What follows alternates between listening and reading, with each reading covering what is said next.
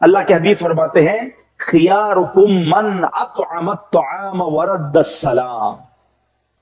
آقا فرماتے ہیں تم سب میں بہتر وہ ہے جو کھانا کھلائے اور سلام کا جواب دے.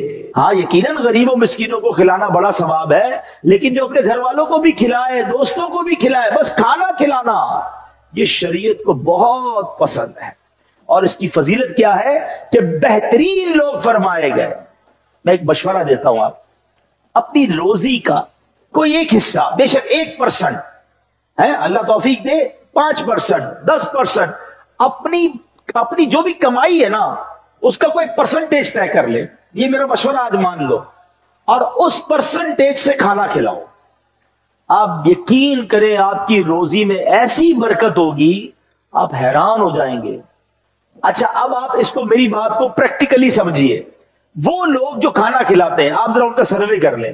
آپ کو کئی لوگ ملیں گے جن کا شوق ہے کھانا کھلانا، لنگر کر رہے ہوں گے، کھانا کھلا رہے ہوں گے. جن بھی لوگوں کی عادت ہے کھانا کھلانا، آپ سروے کر لیں، ان کا کاروبار، ان کی روزی، ان کا رزق بڑھتا ہی چلا جاتا ہے.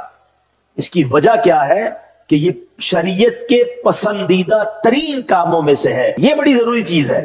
کچھ لوگ کھانا کھلاتے ہیں ساتھ تصویریں بھی کھنچوانی ہیں، ماں بدولت کا لنگر چل رہا ہے، دنیا کو پتا چلے میں کتنا سخی ہوں. نہیں، میں جانوں میرا رب جانے. میرے ہاتھ سے کچھ کھانا لوگوں کے پیٹ میں چلا جائے، کچھ اناج لوگوں کو مل جائے، لوگ کھانا کھا لیں، اس کا شوق رکھو، کیونکہ یہ بہترین لوگ ہوتے ہیں جو لوگوں کو کھانا کھلاتے ہیں. ایک حدیث سنو، میرے آقا فرماتے ہیں جنت میں ایک ایسا بالا کھانا ہے جس کا باہر اندر سے، اندر کا باہر سے دکھائی دیتا ہے. ایسا کرسٹل محل ہے کہ اندر کا باہر سے، باہر کا اندر سے دکھائی دیتا ہے.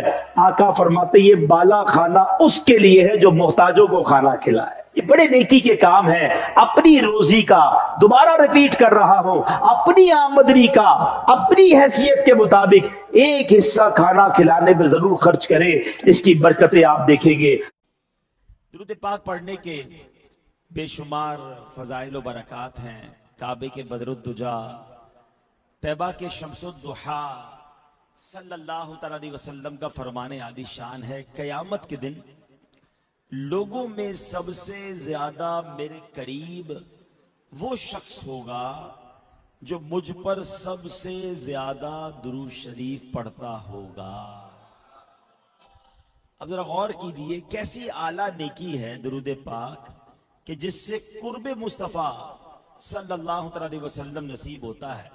مشہور مفسر قرآن مفتی احمد یار خان نعیمی رحمت اللہ افریقہ سے آنے والے غلام کو آج دنیا عاشقوں کا امام مانتی ہے.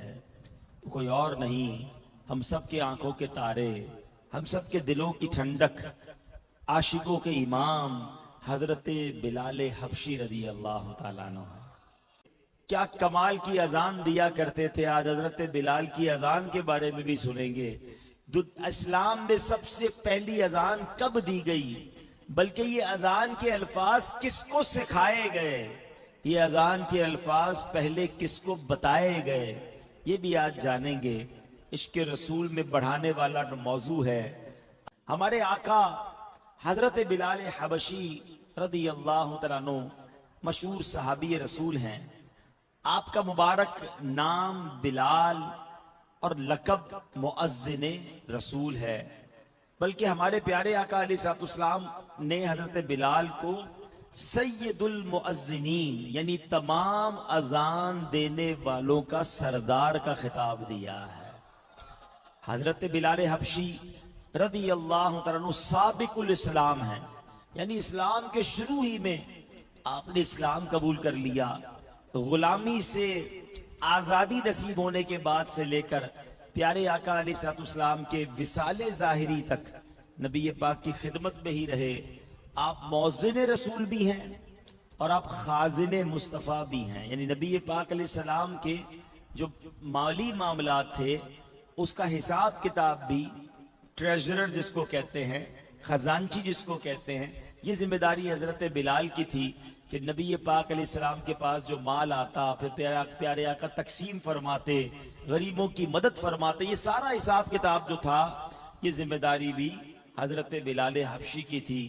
اور سبحان اللہ نبی پاک علیہ السلام نے جب دنیا سے پردہ فرمایا تو حضرت بلال حبشی سیریا یعنی شام تشریف لے گئے، آخر تک وہیں رہے، اور آپ 20 ہجری کو اس دنیا فانی سے رخصت ہوئے۔ آپ کا مزار مبارک ملک شام میں ہے، بڑی عظیم ہستی ہیں۔ اللہ حضرت بلال کے مزار پر کروڑوں رحمتوں کی بارش نازل فرمائے اور ان کے فیوز و برکات سے ہمیں مالا مال فرمائے۔ حضرت بلال کے آزاد ہونے کا واقعہ بھی بڑا کمال کا ہے۔ آپ غلام تھے اور مکے کا ایک بڑا سخت کافر تھا، دشمن مصطفیٰ امیہ۔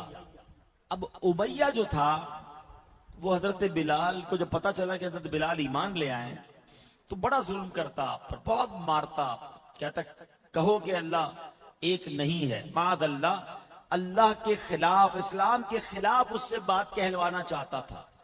جو لوگ مکے مدینے گئے ہیں انہیں پتہ ہے وہاں کی گرمی شریف کیسی ہوتی ہے۔ ویسے تو جون جولائی کی گرمی میں ہم کراچی میں بھی ننگے پیر نہیں رہ سکتے، مگر وہ مکے کی گرمی میں حضرت بلال کو تپتی ریت پر ننگی پیٹھ پر لٹاتا تھا، سینے پر پتھر رکھ دیتا اور حضرت بلال سے کہتا اللہ کا انکار کرو، مگر آپ اس تکلیف میں بھی احد احد اللہ ایک ہے نعرہ لگایا کرتے۔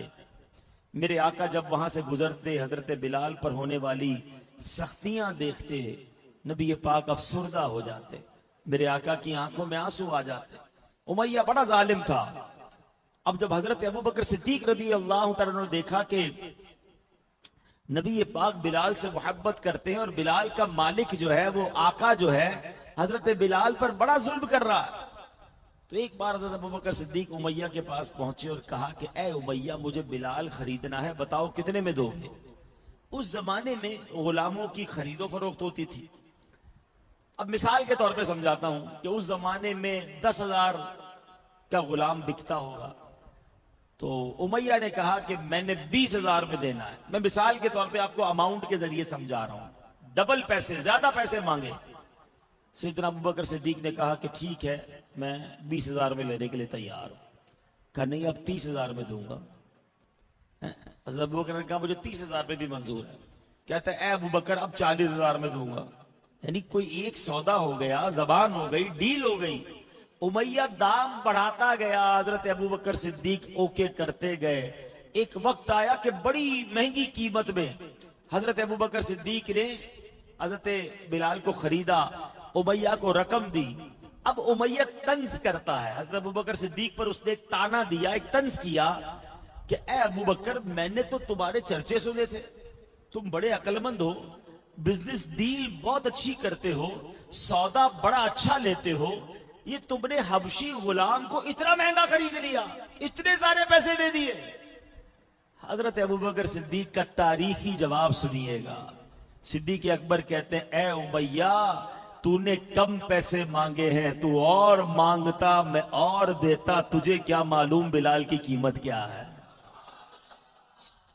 حضرت بلال کی بو مانگی قیمت ادا کر کے حضرت بلال کو خریدا، آزاد، اب آزاد ہو گئے، اب تو آقا نہیں تھا کوئی۔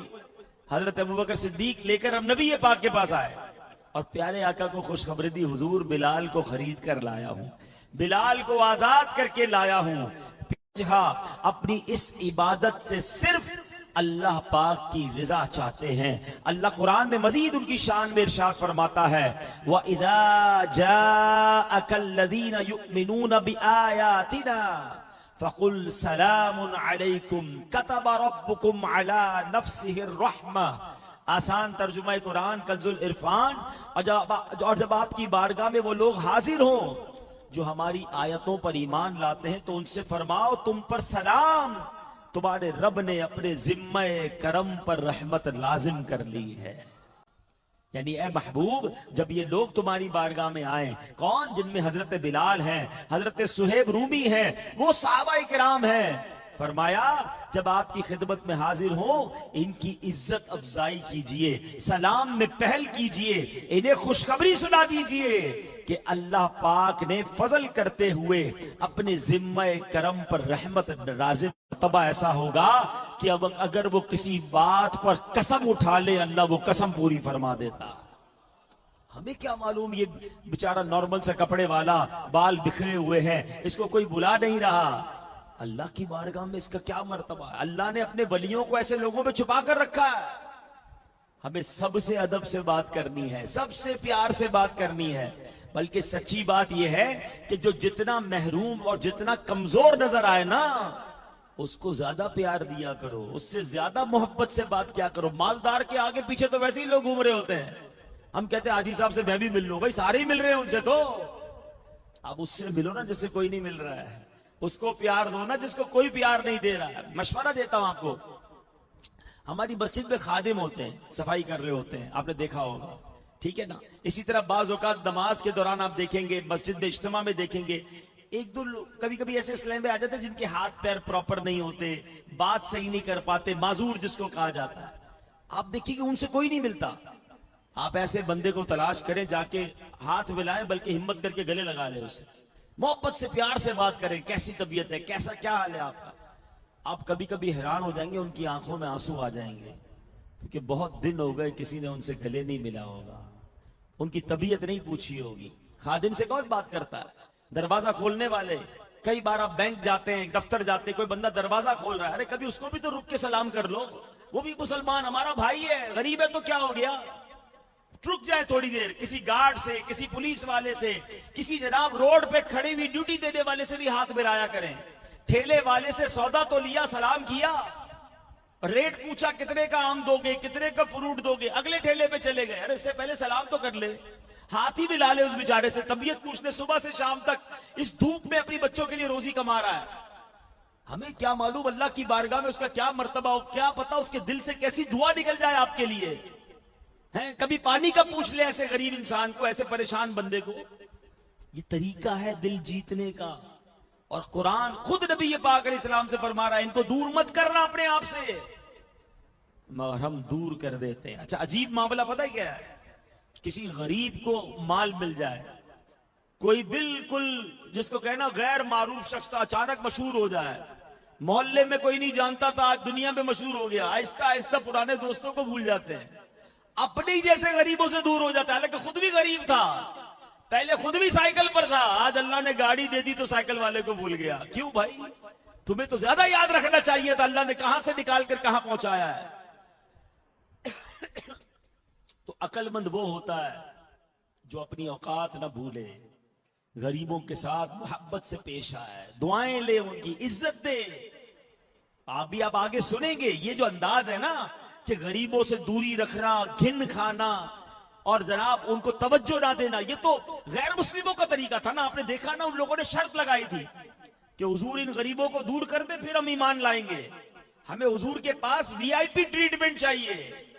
مگر میرے آقا نے غریب صحابہ پر شفقت کے دریا بہا کر بتا دیا کہ اسلام پھیلا ہے تو غریب پروری سے پھیلا ہے۔ بلکہ آج بھی دیکھیں، میں صرف دعوت اسلامی کی اگر آپ کو مثال دے دوں تو دعوت اسلامی کا ماشاءاللہ پوری دنیا میں کام ہے، لیکن اگر آپ دیکھیں سب سے زیادہ کام کہاں ہے تو آپ کو غریب علاقوں میں زیادہ کام نظر آئے گا۔ وہاں اذان دیں، اذان کی برکت سے آگ انشاءاللہ بجھ جائے گی۔ اور بھی بہت ساری جگہیں جہاں اذان دینے کے بارے میں بتایا، اس کی فضیلتوں کے بارے میں۔ تو غمگین دل کو اگر راحت پہنچانی ہے تو اس کے قریب اذان دی جائے، وہ اذان نہیں جو نماز کی اذان ہوتی ہے، یہ ویسے اللہ کا ذکر ہے، اذان کرے، اذان دے تو انشاءاللہ غم جو ہے وہ دور ہوگا۔ تو کیا بات ہے، انہیں پیار کچھ ایسا آتا ہے فقیروں پہ انہیں پیار کچھ ایسا، خود بھیک دیں اور خود کہیں منگتا کا بھلا ہو۔ پھر پیارے آقا نے اس بچے کے سینے پر ہاتھ پھیرا، مصطفیٰ جان رحمت کے ایسے معجزے والے ہاتھوں کی برکت کیا تھی؟ کہتے ہیں میرے دل میں اسلام سے نفرت تھی، میں تو نفرت میں اذان کا مذاق اڑاتے ہوئے نقل کر رہا تھا، اب مصطفیٰ کریم کا ہاتھ پھرتا ہے، اب اسلام سے نفرت نہیں، دل میں محبت ہو گئی، کلمہ پڑھا، مسلمان ہوئے۔ کہتے حضور ایسا کرے بلال مدینے کے مؤذن ہیں، مجھے مکے کا مؤذن بنا دے۔ پتہ ہے وہ کون تھے؟ حضرت ابو محذورہ جو مؤذن مکہ تھے۔ یہ اسلام کیسے لائے اور مؤذن کیسے بنے کہ حضرت بلال کی نقل اتاری تھی، اللہ نے ایمان بھی دے دیا، مؤذن مکہ بھی بنا دیا۔ اب ایسی مبارک ہستی کا ذکر ہو رہا ہے۔ اب ایک ایسی اذان بھی ہوئی میرے پیارے اسلامی بھائیو، حضرت بلال نے یوں تو بڑی اذانیں دی، مگر ایک ایسی اذان بھی ہوئی کہ ایسی اذان پڑھنے کا شرف حضرت بلال کے سوا کسی کو نہیں ملا۔ روایات میں ہے کہ جب فتح مکہ کا موقع تھا، نبی پاک علیہ السلام ہجرت کر کے مکے تشریف لے گئے۔ وہ گلیاں جہاں میرے آقا علیہ السلام کے جان نثاروں پر ظلم و ستم کے پہاڑ توڑے گئے تھے، وہ گھر، وہ محلے جہاں محلے والوں نے آپ کا جینا دوبر کر دیا تھا، 9 ہجری یعنی ہجرت مدینہ سے 9 سال بعد میرے آقا علیہ السلام ان گلیوں میں، ان محلوں میں، اس شہر مکہ میں فاتح بن کر آئے تھے۔ اس پاکیزہ شہر کو شرک کی گندگی سے پاک کر دیا گیا، کعبہ مبارکہ کو جسے زمانہ جاہلیت میں شرک سے آلودہ کر دیا گیا تھا، ایک بار پھر مرکز توحید بنا دیا گیا۔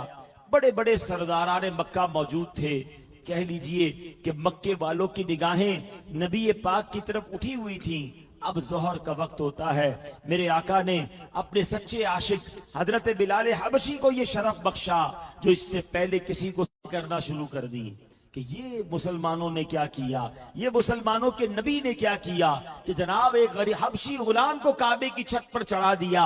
آج تو فتح کا موقع تھا، آج تو فخر کا موقع تھا، کسی سردار کو یہ موقع ملنا چاہیے تھا، کسی مالدار کو یہ موقع ملنا چاہیے تھا۔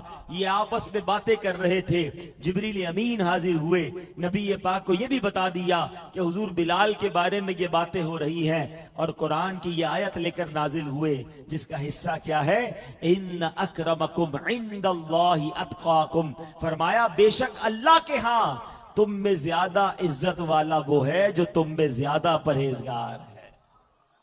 عزت کا معیار تقوی ہے، مالداری نہیں، نسب نہیں، مشہوری نہیں، اللہ عام نہ کرے جس سے رب ناراض ہو جائے، یہ تقوی ہے۔ لوگوں سے ڈرتے ہیں، یار محلے والے نہ دیکھ لیں، شہر والے نہ دیکھ لیں، جاننے والے نہ دیکھ لیں، اللہ دیکھ رہا ہے۔ یہ خیال کیوں نہیں آتا؟ تقوی یہ ہے کہ میں اکیلے میں بھی گناہ کرتے ہوئے ڈروں کہ رب دیکھ رہا ہے۔ کوئی نہیں دیکھ رہا، دروازہ بند ہے، لائٹ بند ہے، اپنے کمرے میں ہوں، اب بندہ کیا کر رہا ہے؟ یہ اصل سوال ہے۔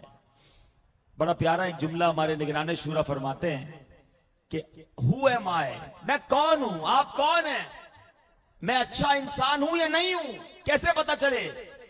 ہر کوئی کہتا ہے میں اچھا ہوں، نہیں۔ فرمایا بڑا اچھا تعارف یہ ہے کہ جب دروازہ بند ہو جائے تم اکیلے ہو، اب تمہارا کیا کرنے کو جی چاہتا ہے؟ اگر اکیلے میں اللہ کو یاد کرنے کا جی چاہتا ہے، نماز پڑھنے کو جی چاہتا ہے، تلاوت کرنے کو جی چاہتا ہے، نبی پاک کی یاد کرنے کو جی چاہتا ہے، تو سمجھ لو تم یہ ہو۔ اور اگر تنہائی میں گناہ کرنے کو جی چاہتا ہے، حرام کرنے کو جی چاہتا ہے، سوچ لو پھر تم کیا ہو۔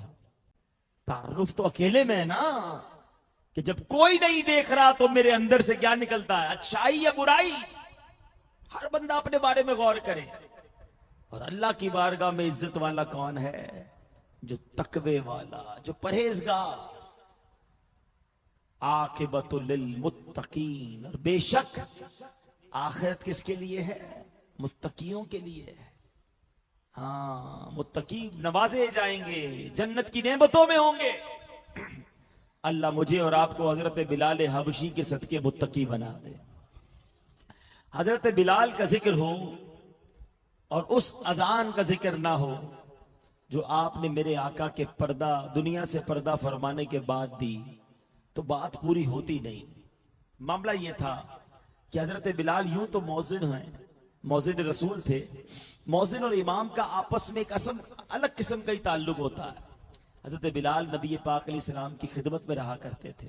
प्यारे आका अलैहिस्सलाम ने जब जाहिरी तौर पर दुनिया से पर्दा फरमाया तो हजरत बिलाल का मदीने में जीना मुश्किल हो गया।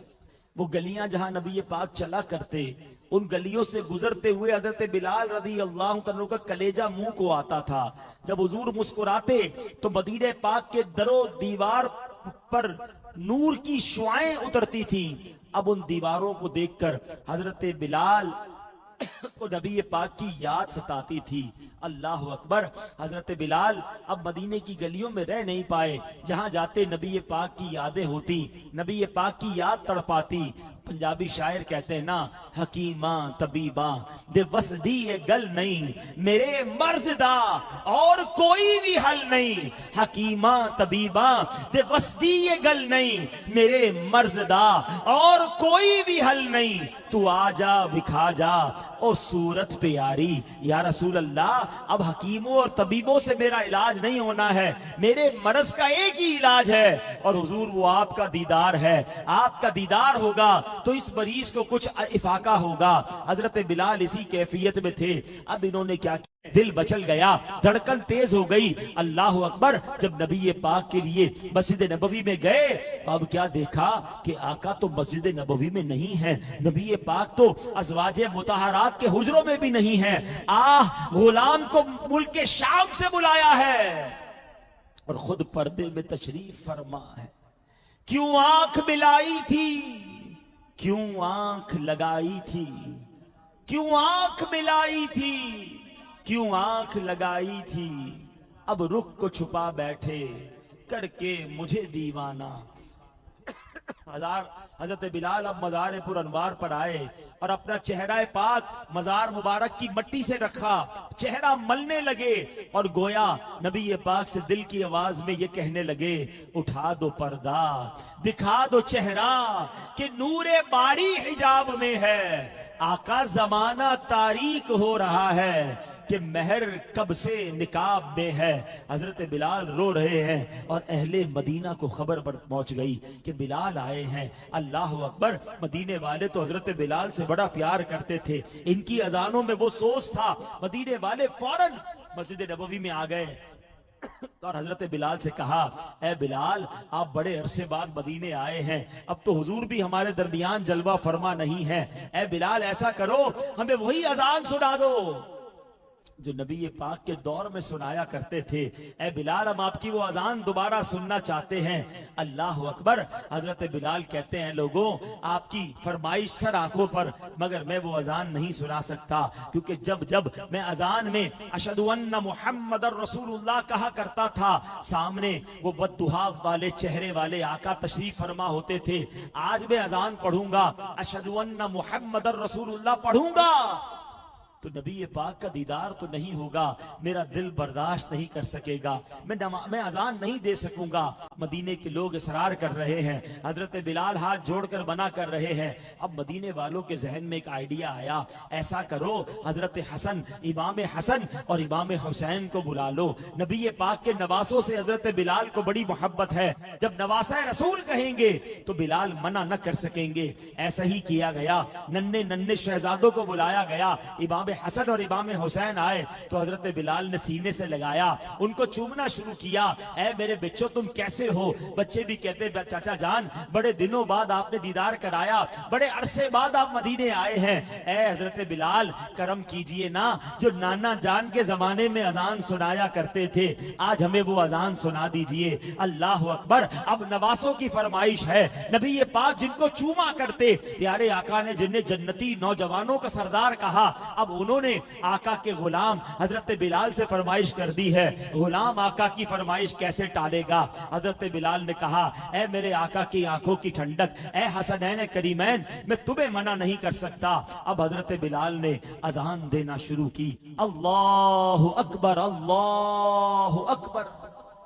मदीने की गलियों में हजरत बिलाल की अजान गूंज रही है, कोहराम मच गया, लोगों की चीखें बुलंद हो गई, बच्चे अपनी माओं से लिपट कर पूछने लगे, अम्मी जान, हजरत बिलाल तो आ गए हैं, क्या प्यारे आका भी तशरीफ ले आए हैं? اللہ اکبر اللہ اکبر. اذان گونجتی جا رہی ہے اور دل تڑپتے جا رہے ہیں. اشہد ان لا الہ الا اللہ. بچے اور عورتیں گھروں سے باہر نکل آئے, سب مسجد نبوی کی طرف چل رہے ہیں کہ آج حضرت بلال کی اذان تو سننے کو مل رہی ہے, لگتا ہے نبی پاک کا دیدار بھی ہو جائے گا. اشہد ان لا الہ الا اللہ. مدینے کی گلیاں اذان بلالی سے گونج رہی ہیں, دل عشق و مستی میں مچل رہے ہیں. اب حضرت بلال اذان پڑھتے جا رہے ہیں. حضرت بلال نے جب کہا اشہد ان محمد رسول اللہ, ہزاروں چیخیں ایک ساتھ بلند ہوئیں. حضرت بلال نے اپنی عادت کے مطابق منبر رسول کی طرف نظر کی, کیونکہ جب جب اذان دیتے تھے اشہد ان محمد رسول اللہ پڑھتے تھے, نبی پاک کا جلوہ دیکھتے تھے. مگر آج منبر خالی تھا, میرے آقا وہاں موجود نہ تھے. حضرت بلال کا دل بے قابو ہو گیا, شدت غم سے غش کھا کر آپ زمین پر تشریف لے آئے اور حضرت بلال بے ہوش ہو گئے, اذان پوری نہ کر سکے. اے میرے پیارے اسلامی بھائیوں, یہ حضرت بلال کا عشق تھا.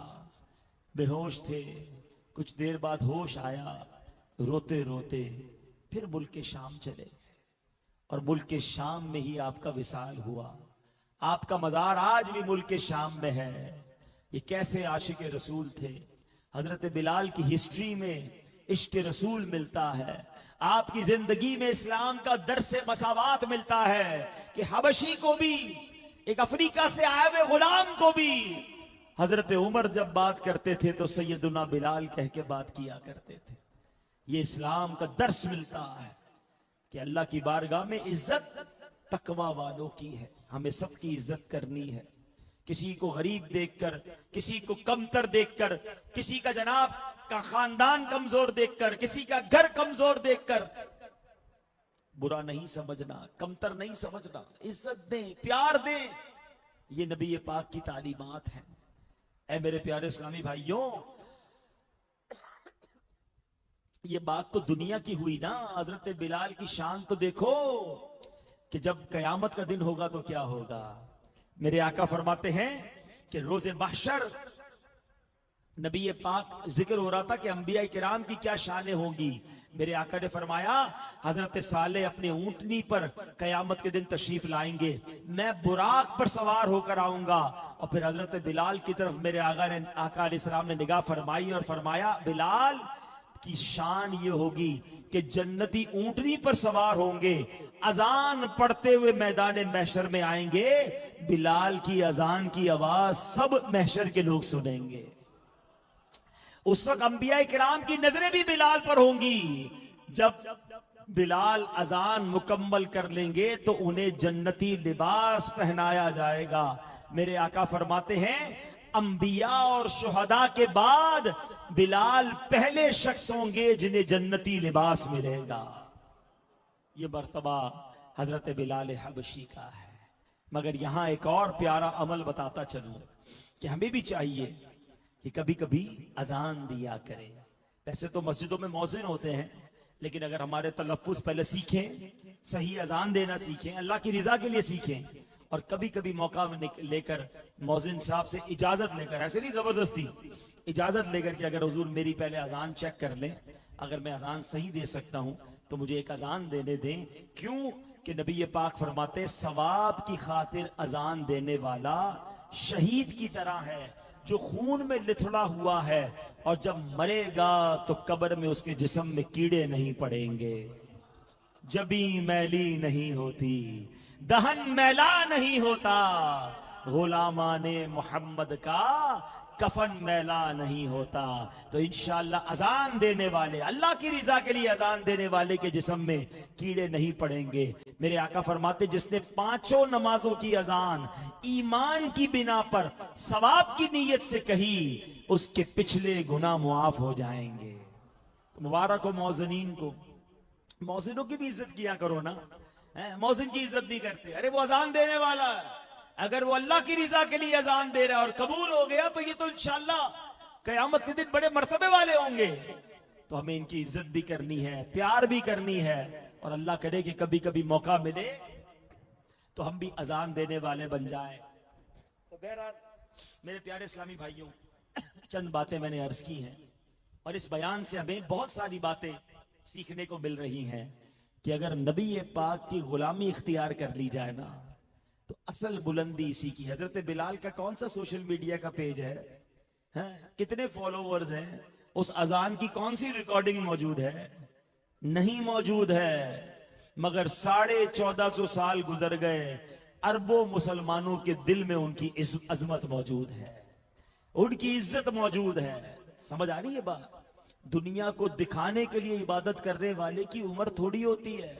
اس کی عمل کو 2-4 دن شاید لوگ یاد رکھ لیں, 2-4 مہینے یاد رکھ لیں گے, مگر جو عمل اللہ کی رضا کے لیے کیا جائے نا, بے شک کوئی دیکھنے والا نہ ہو, اللہ اسے دلوں میں باقی رکھتا. ابھی پچھلے دنوں قربانی کی ہے نا, قربانی کے جانور بھی ٹک ٹاک بنا رہے تھے لوگ, ویڈیو بنا کے ڈال رہے تھے, ہمارا جانور یہ تو وہ, عجیب عجیب ویڈیوز. اچھا ان سے پوچھو نا جو ہر سال ویڈیو بناتے, 3 سال پہلے آپ کا جانور کیسا تھا, تو ان کو 3 سال پہلا اپنے جانور یاد نہیں ہوگا. پتہ نہیں یار کیا تھا, اپنے جانور بھول گئے, دنیا کون سی یاد رکھے گی.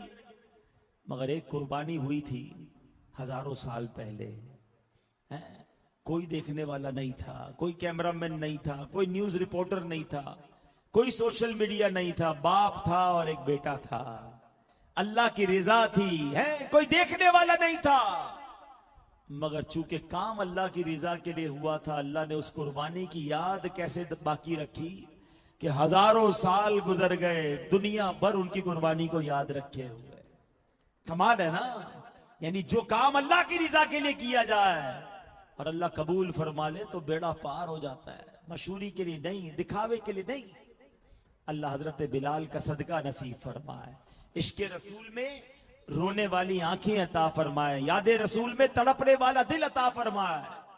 رونے والی آنکھیں مانگو, رونا سب کا کام نہیں, ذکر محبت عام ہے لیکن سوز محبت عام نہیں. اللہ کرے کہ حقیقی عاشق بن جائے. نعرہ لگانا تو بڑا آسان ہے, غلامی رسول میں موت بھی قبول ہے, ٹھیک ہے, اچھا نعرہ ہے, لیکن یہ صرف زبانی نعرہ ہے. کیا واقعی غلامی رسول میں موت قبول ہے؟ جس کو یہ نعرہ لگا رہا ہے اس کو نماز قبول کیوں نہیں ہے؟ اس کے کپڑے ذرا سنتوں والے نہیں ہیں, اس کا لباس سنتوں والا نہیں, اس کی باتیں سنتوں والی نہیں, کاروبار میں کئی حرام کام کر رہا ہے, لوگوں کو تنگ کر رہا ہے, اور کہتا ہے میں غلامی رسول میں موت بھی قبول ہے. اس کا مطلب یہ ہے کہ سچی غلامی نہیں ہے. غلامی تو یہ ہے کہ مجھے بتانا نہ پڑے میں کس کا غلام ہوں, مجھے دیکھ کر پتا چل جائے کہ کس کا امتی ہے, کس کا عاشق ہے. اللہ کرے کہ ایسا عشق رسول نصیب ہو جائے.